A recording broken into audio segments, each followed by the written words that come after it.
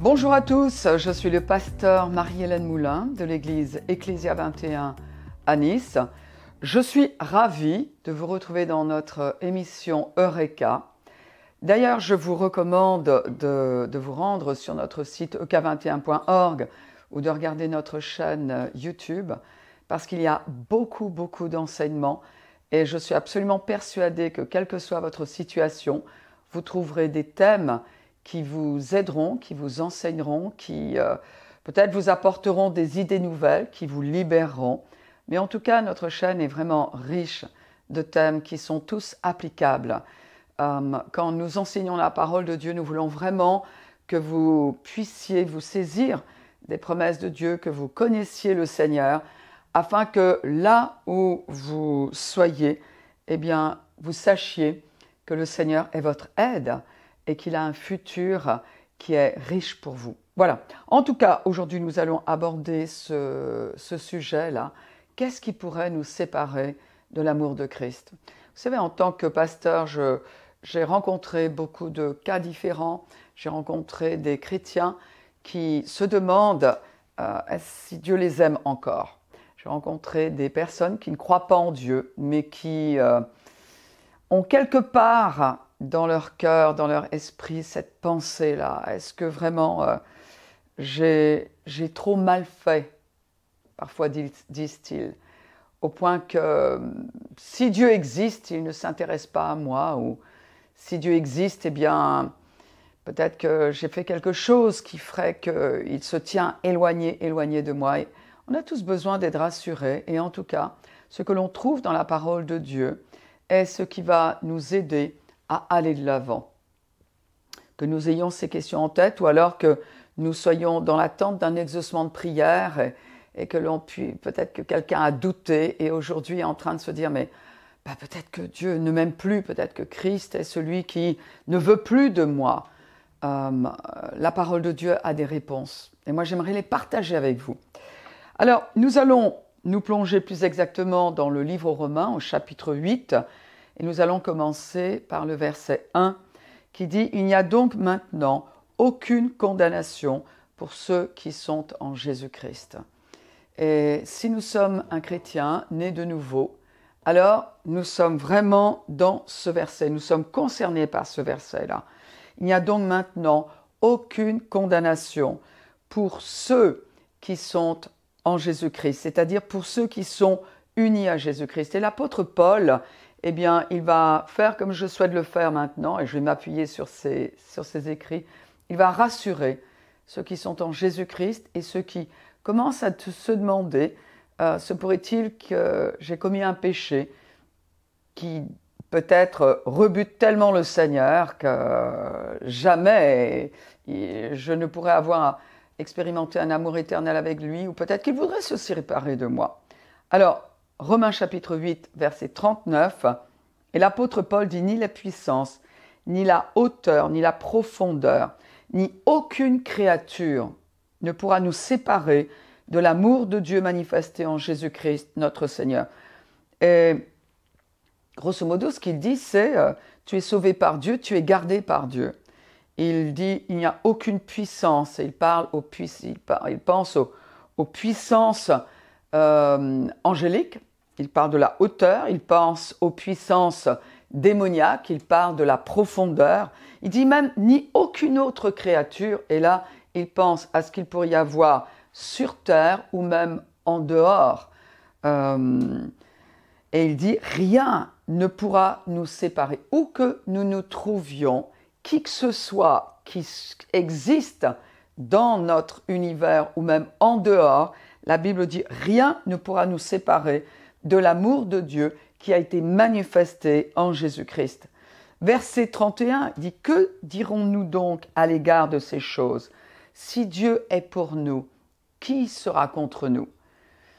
Verset 32 « Lui qui n'a point épargné son propre Fils, mais qui l'a livré pour nous tous, comment ne nous donnera-t-il pas aussi toutes choses avec lui ?»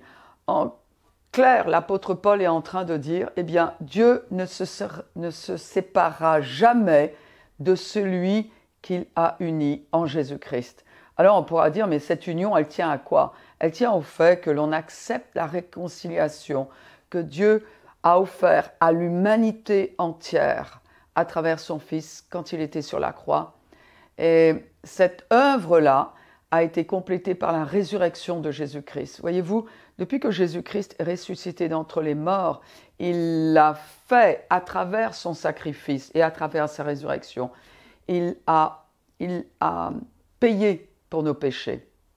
Et le prix ayant satisfait le juste juge, l'éternel Dieu, eh bien Jésus est ressuscité d'entre les morts. Aujourd'hui, il est assis à la droite de Dieu.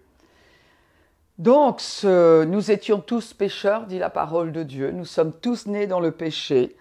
Et à tous, cette réconciliation est offerte à chaque fois que nous entendons l'Évangile ou que nous regardons la création parfaite de Dieu. Nous sommes amenés à nous interroger, mais qui est ce Dieu? Et Dieu a la responsabilité de se révéler à celui qui le cherche.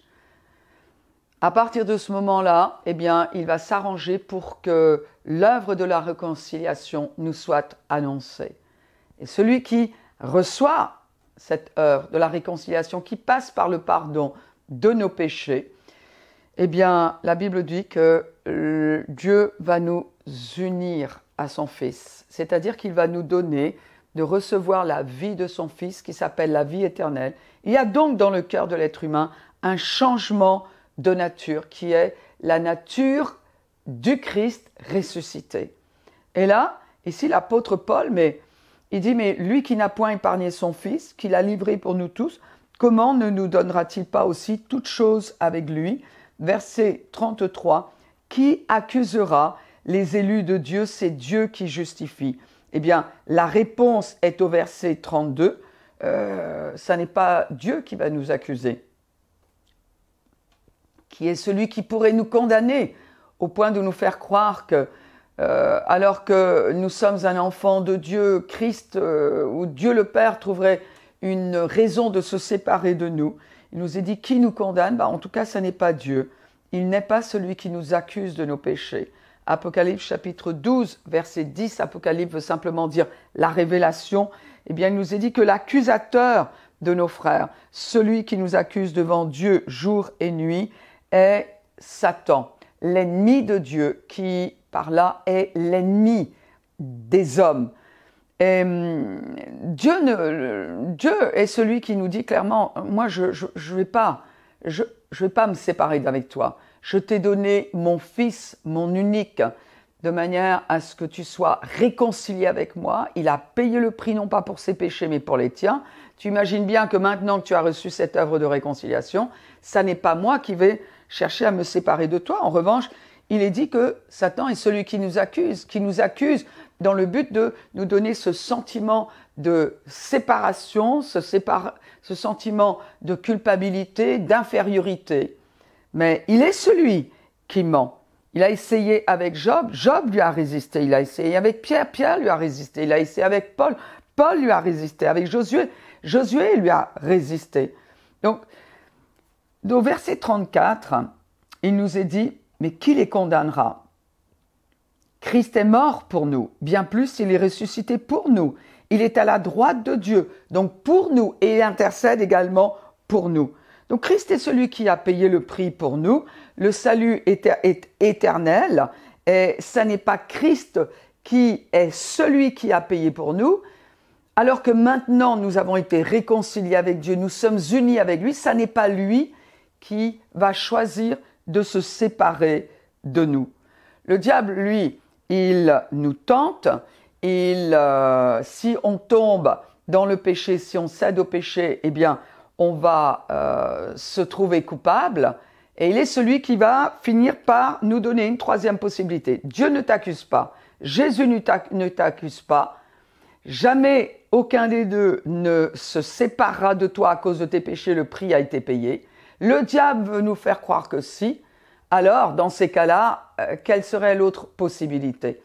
Je vous propose de revenir sur le sujet plus tard, parce que c'est un sujet qui est très important. Trop de chrétiens sont pris dans le doute, dans la culpabilité, alors que les Écritures sont claires. Je vous donne rendez-vous à très bientôt. Que Dieu vous bénisse.